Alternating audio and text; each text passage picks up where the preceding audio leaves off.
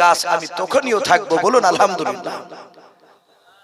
হায়াতুল হাইওয়ান কিতাব দিতে এসেছে গোটা পৃথিবীর মধ্যে বাপজি জিন আর মানুষ জান্নাতে যাবে। যারা ভালো কাজ করবে জিন আর মানুষ জান্নাতে যাবে, আর যারা ভালো কাজ করবে না তারা তো জাহান্নামে যাবে।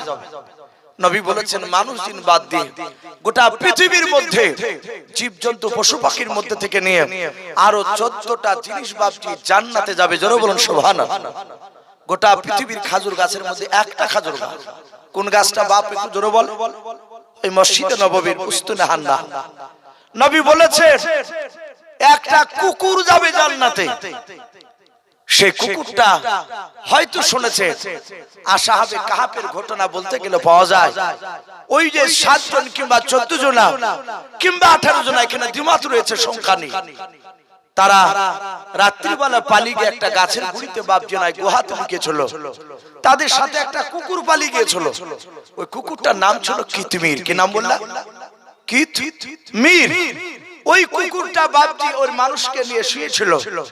তারা এক ঘুমে, আল্লাহ কোরআনে বলেছে আমি তাদেরকে এক ঘুমে 309 বছর পার করে দিয়েছিলাম। বলুন আলহামদুলিল্লাহ। তারা 309 বছর পর তাদের ঘুম ভাঙে। ঘুম ভাঙার পর দেখছে কুকুরের পেটের উপর দিয়ে ঘাস, ওদের নখগুলো লম্বা লম্বা, যেখানে একটা আলামত থাকবে। তো তারা দুটো দল হয়েছিল লোকের মধ্যে। এক দল বলছে ভাই সকালে শুয়েছি আর আজ বিকেলে ঘুম ভাঙলো, আর আরেকটা দল বলছে যে না গতকালকে সকালে শুয়েছি আজ বিকেলে ঘুম ভাঙলো। পার হয়েছে কত বছর ভাই? 309 বছর। তারপর খাবার আনতে গিয়ে বাপজি টাকাতে ধরা পড়ে যাচ্ছে, অচাল টাকা। আমাদের দেশে বাপজি 1000 টাকা নোটা চলে না, যদি কারো বাড়িতে থাকে। আর এই 1000 টাকা নোট নিয়ে যদি যে কোনো দোকানে যায় লোকে পাগলা বলবে, তো এ তো বাতিল হয়ে গিয়েছে। ওই টাকা দিয়ে খাবার আনতে গিয়ে ধরা পড়ে। ওই কুকুরটা বিশ্ব নবী বলেছেন জান্নাতে থাকবে। বলুন আলহামদুলিল্লাহ। দুটো উটনি যাবে জান্নাতে। এইভাবে বাপজি 14টা জীবজন্তু পশু পাখির মধ্যে থেকে আরো যাবে জান্নাতে। তো ভাই আমি বলছিলাম সুলাইমান নবী যখন সারা পৃথিবীর মাখলুকাতের কথা বুঝতে পারতেন, বলতে পারতেন, আপনার আমার নবী মুহাম্মদ রাসূলুল্লাহ সাল্লাল্লাহু তাআলা আলাইহি ওয়াসাল্লাম তিনিও ভাষা বলতে পারতেন এবং বুঝতে পারতেন। জোরে বলুন সুবহানাল্লাহ। এই নবী সুলাইমান পিঁপড়ার সাথে বাপজি হাতে নিয়ে কথা বলে বলছেন এই পিঁপড়া এই বল তোর প্রজারা কেন গর্তে চলে গেল?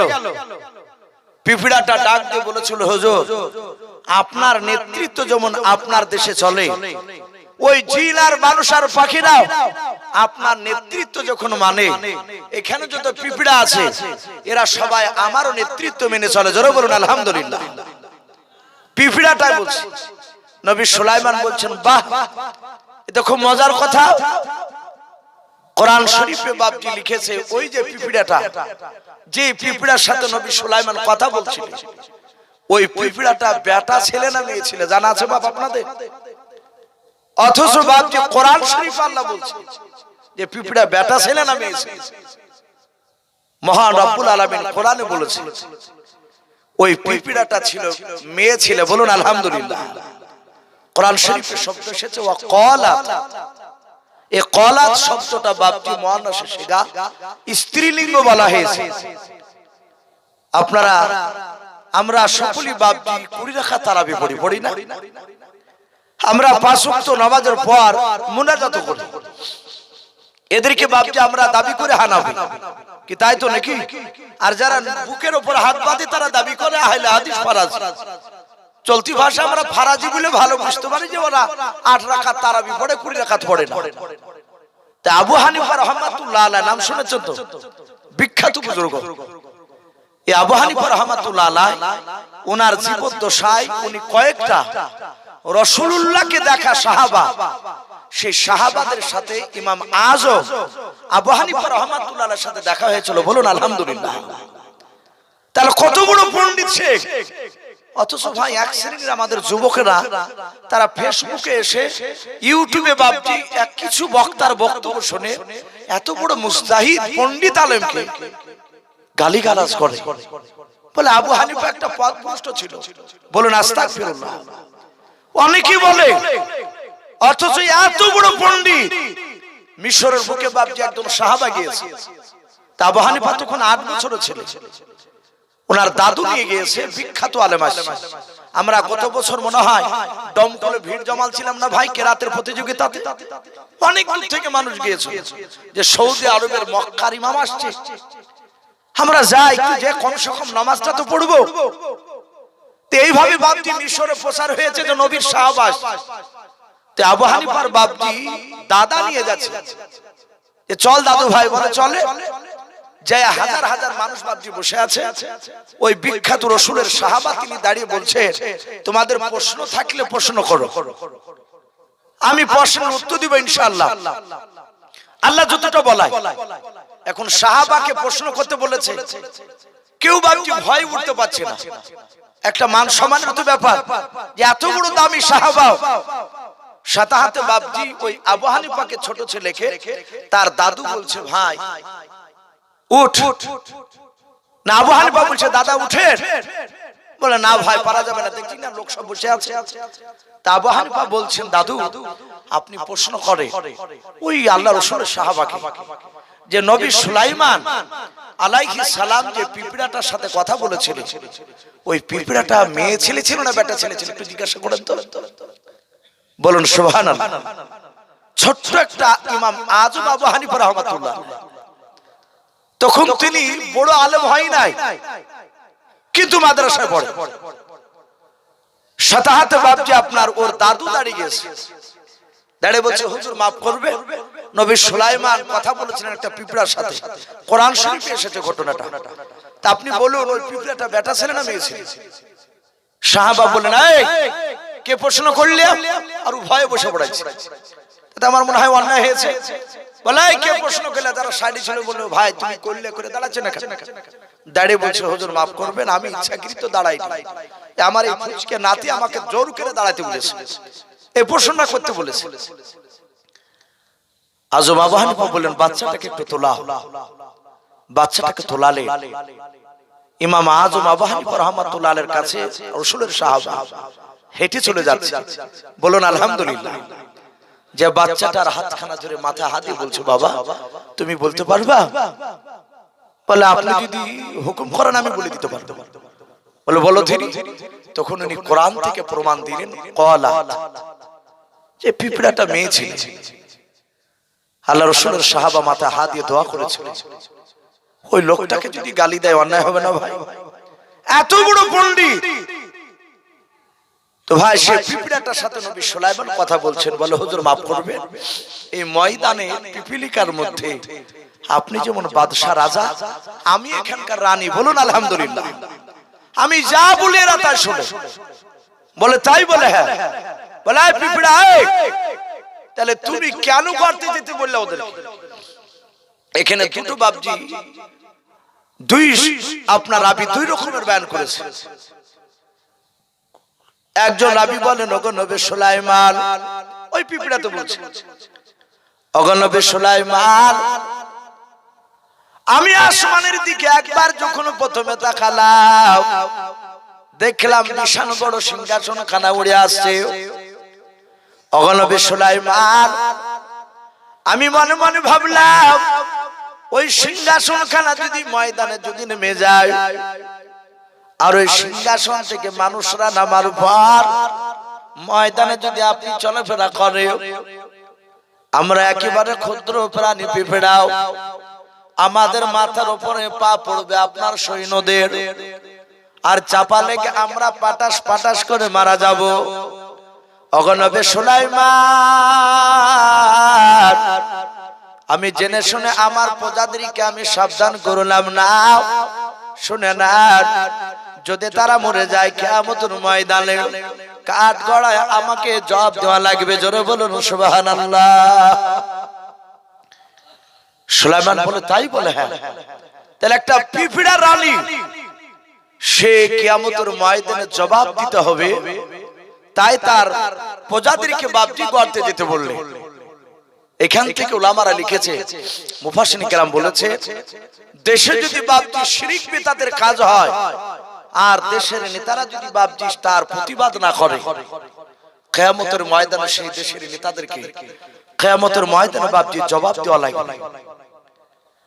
নবী সুলাইমান আলাইহিস সালাম বলেন, তাই বলে? হ্যাঁ, এইজন্য আমি আমার প্রজাদেরকে গর্তে দিতে বলেছি। আর একজন নবী বলেছেন, ওই পিঁপড়া বলেছিলেন, নবী সুলাইমান, আমরা সবাই মিলে আল্লাহর তাসবিহ পাঠ করেছিলাম, কারণ আমার আল্লাহ কোরআন পাকে বলেছেন, ইউসাব্বিহু লিল্লাহি মা ফিস সামাওয়াতি ওয়া মা ফিল আরদ। আমার আল্লাহ বলেছেন, আসমান জমিনের মধ্যে যত মাখলুকাত রয়েছে বাবা, সবাই আমার তাসবিহ পাঠ করে, বলুন সুবহানাল্লাহ। সঙ্গে সঙ্গে ডাক দিয়ে বলেছিল নবী সুলাইমান, আমি আপনার এত বড় বিশাল সিংহাসনখানা আমি দেখলাম, আমি ধারণা করলাম সিংহাসনখানা আপনি আমার এই ময়দানে নামাবেন। ওগো নবী সুলাইমান, আমার প্রজারা সবাই মিলে তাসবিহ পাঠ করেছিল, আমি তাদেরকে গর্তে যেতে বললাম। আমি যদি গর্তে যেতে না বলতাম, ওরা অত বড় বিশাল সিংহাসনখানা দেখে অনেকে হয়তো আল্লাহর তাসবিহ থেকে বঞ্চিত হয়ে যেত। ওগো নবী সুলাইমান, আমি গর্তে যেতে বললাম, সবাই তারা গর্তে চলে গেল, আর আল্লাহর জিকির থেকে তারা বঞ্চিত হলো না, বলুন সুবহানাল্লাহ। তারা তাসবিহ পাঠ করছে সবার ভিতরে। মুফাসসিরিন কেরাম লিখেছেন, পিঁপড়ার এই কথাটা শুনে খুশি হয়ে বাপজি কোরআন শরীফে মহান রব্বুল আলামিন ওই পিঁপড়ার নামে একটা সূরা নাযিল করেছেন, বলুন আলহামদুলিল্লাহ। কোরআন শরীফ 19 পারায় সূরাতুন নামাল। এই নামলাতুন শব্দের অর্থ হচ্ছে বাপজি পিপিলিকা। কোরআন শরীফে বাপজি একটা হাতির নামে সূরা আছে না? হাতির নামে সূরা। অনেকে সূরাটা জানি কিন্তু নাম জানি না যেটা হাতি বলা হয়। আলাম তারা কাইফা ফাআলা রাব্বুকা বিআসহাবিল ফিল। ওহরহ বাপজি ইমাম সাহেবরা পড়ে এই সূরা ফিল। এই আরবিতে বাপজি ফিলুন মানে হচ্ছে বাপজি হাতি। হাতিকে আরবিতে ফিলুন বলা হয়। কোরআন শরীফে বাপজি একটা মাকড়সা নামে সূরা আছে। কোরআন শরীফে মাকড়সা নামে সূরা আছে। আনকাবুত বলে বাপজি একটা সূরা পাওয়া যায়। সম্মানিত ভাইরা আমার, বাবা জীবনেরা, পিঁপড়ার সাথে কথা বলার পরে পিঁপড়াকে রেখে দিয়ে নবী সুলাইমান যে কোনো উদ্দেশ্য নিয়ে তো ঘুরতে গিয়েছে, পিঁপড়াকে ছেড়ে দিয়ে নবী সুলাইমান আলাইহিস সালাম মানুষ আর জিন আর পাখিদেরকে ডাক দিয়ে বলল, যাও তোমরা 2 ঘন্টার মতো এই ময়দানটা ঘোরাফেরা করে এসো। 2 ঘন্টার মধ্যে এসে আবার সবাই আপন আপন জায়গায় এসে হাজির হয়ে যাবে। এখান থেকে আবার চলে যাবো আমার বাড়িতে। মানুষ আর জিন আর পাখিরা সবাই চলে গেল। ঘন্টা দিয়ে ঘোরাঘুরি করে আবার বাপজি তারা চলে আসে। নবী সুলাইমান আলাইহিস সালাম প্রথমে বাপজি জিনেদেরকে ডাক দিয়ে লক্ষ্য করে বললেন, ওগো জিনেরা, তোমরা সবাই কি চলে এসেছো? দেখো দিনি তোমাদের চেয়ারগুলো সব ফাঁকা আছে না বুক হয়ে আছে? জিনেরা ডান দিকে বাম দিকে সামনে পেছন দিকে চারিদিকে বাপজি লক্ষ্য করে দেখে বললেন, ওগো নবী সুলাইমান আলাইহিস সালাম, আমরা কেউ বাকি নাই, সবাই চলে এসেছে, একটা চেয়ারও ফাঁকা নাই। আল্লাহর নবী আপনার সুলাইমান আলাইহিস সালাম এবার মানুষের দিকে লক্ষ্য করে বলেছিলেন, মানুষেরাও বলো বলো তোমাদের মধ্যে সব মানুষেরা এসেছে কিনা? মানুষেরা বাবা সবাই মিলে ডান দিকে বাম দিকে সামনে পেছন দিকে তাকাতাকি করে বলেছিল, নবী সুলাইমান আমরা কেউ বাকি নাই, সবাই চলে এসেছে। আল্লাহর নবী সুলাইমান আলাইহিস সালাম এবার পাখিদের দিকে লক্ষ্য করে বলেছিলেন, ওরে পাখিরা বল তোদের মধ্যে সব পাখি এসেছে কিনা বল। পাখিরা সবাই চারিদিকে বাপজি লক্ষ্য করে একজন পাখি ডাক দিয়ে বলেছিল, ওগো নবী সুলাইমান, আমার এই ডান দিকের জায়গাতে একটা পাখি ছিল আসার সময়, নবী গো আপনি 2 ঘন্টা ঘুরতে যেতে বলেছিলেন বলে হ্যাঁ, এই 2 ঘন্টার মধ্যে ঘুরতে যাওয়ার পর এই ডান দিকের পাখিটা এখন আসে পৌঁছাতে পারে না। ওগো নবী আপনি পাখিটাকে খুব ভালোবাসেন, বলে ওই পাখিটার নাম কি? কোরআন শরীফে বাপজি পাখিটার নাম পাওয়া যায় হুদহুদ। কি নাম বললাম? হুদহুদ। দেখেছেন বাপ কেউ?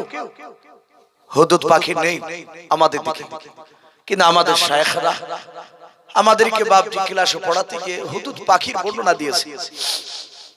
আপনাদের মুফতি সাহেব বাপজি যে মসজিদের ইমাম, উনিও বাপজি পড়ান, যেহেতু একটা মাদ্রাসার বড় মাদ্রাসার একজন হেড মাওলানা, উনিও পড়েছেন পড়ান, আমাদেরকে বলেছেন কাঠঠুকরা পাখির মতো ওই হুদহুদ পাখিটা, সেম কাঠঠুকরার মতো, কিন্তু হুদহুদ পাখিটা কাঠঠুকরা পাখির চেয়ে একটু লম্বাতে একটু বড়, কিন্তু দেখতে ওরকম। তো ওই হুদহুদ পাখিটা বাপজি এখানে নেই, ওই পাখিটা ডাক দিয়ে বলল, আর পাখিটা বলেছিল হুজুর আপনি সব পাখির চেয়ে যে পাখিকে বেশি ভালোবাসেন। কাকে ভালোবাসেন? হুদহুদ পাখি। কেন ভালোবাসতেন? ওই পাখিটার 2টো গুণ ছিল, যে গুণ দুটো অন্য 2টো পাখির মধ্যে ছিল না। 1 নম্বর গুণ, কমলিয়ার পানি। ওই হুদহুদ পাখিটা বাপজি উপর থেকে মাটির দিকে তাকালি উনি দেখতে পেতেন। বলুন আলহামদুলিল্লাহ। নবী সুলাইমানকে বলতেন হুজুর এখানে কম করলে আপনি পানি পেয়ে যাবেন। পানি লিয়ার তো বাপজি সব জায়গায় সমান না, জানি না আপনাদের গ্রামে, কিন্তু মনে হয় যেদিকে 2টা পাইবে পানি পেয়ে যায় ওহরো, কিন্তু আপনি রাঢ়ের দিকে যান, কাঁধি পার হলি আপনি দেখতে পাবেন ও 20টা 22টা পাইপ দেওয়ার পরও পানি বাপজি জাম্পিং করে, ছুটে গেলে থুতনি উড়িয়ে যায় অনেকে।